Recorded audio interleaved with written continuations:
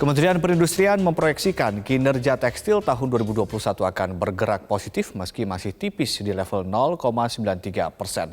Sementara untuk pakaian jadi diproyeksikan akan membaik di tahun 2021 pada posisi 3,75%. Industri tekstil dan produk tekstil menjadi salah satu kunci pendorong pertumbuhan kinerja industri tahun 2021. Namun hal ini masih bergantung pada kebijakan perlindungan pasar dalam negeri. Kementerian Perindustrian memproyeksikan kinerja tekstil tahun 2020 akan minus 5,41% dan akan bergerak positif tahun 2021 meski masih tipis di level 0,93%. Sementara untuk pakaian jadi, kinerja tahun 2020 diproyeksikan minus 7,37% dan akan membaik tahun 2021 pada posisi 3,75%.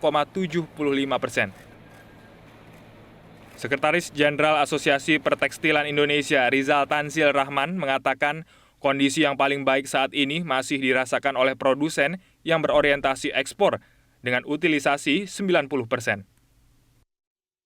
Sementara itu, industri hulu saat ini utilisasinya masih 50% dan industri tengah di kisaran 60%. Rizal mengungkapkan persoalan industri TPT saat ini sangat kompleks, baik dari konektivitas, rantai pasok, bahan baku, produksi, hingga data. Menurutnya persoalan tersebut harus diselesaikan satu persatu. Langkah yang harus segera bisa dilakukan untuk mewujudkan itu adalah menurut saya kolaborasi atau kerjasama antar kementerian dan lembaga.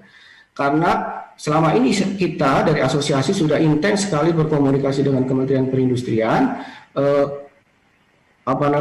sedangkan regulasi yang mengatur industri tekstil itu tidak hanya dari Kementerian Perindustrian, tetapi ada Kementerian Keuangan, ada Kementerian Lingkungan Hidup, Perdagangan, dan seterusnya. Per Oktober 2020, industri tekstil mengalami surplus dibanding tahun 2019. Menurut Direktur Jenderal Ketahanan Perwilayahan dan Akses Industri Internasional Kementerian Perindustrian, Dodi Widodo, kinerja TPT sangat dipengaruhi ekspor dengan pengendalian impor. Dalam rangka meningkatkan akses rantai suplai global bagi produk industri, secara aktif berkolaborasi, berjejaring dengan lembaga mitra internasional seperti CBI Belanda, IPD Jerman, dan SIPO Swiss, guna mendorong peningkatan daya saing ekspor pelaku industri nasional, misalnya melalui ekspor kucing program atau program pendampingan ekspor. Industri tekstil dan produk tekstil merupakan salah satu industri yang memberikan kontribusi besar pada PDB. Kementerian Perindustrian mencatat kontribusi industri TPT terhadap PDB mencapai 1,2%. Dari Jakarta, Tim Liputan Metro TV.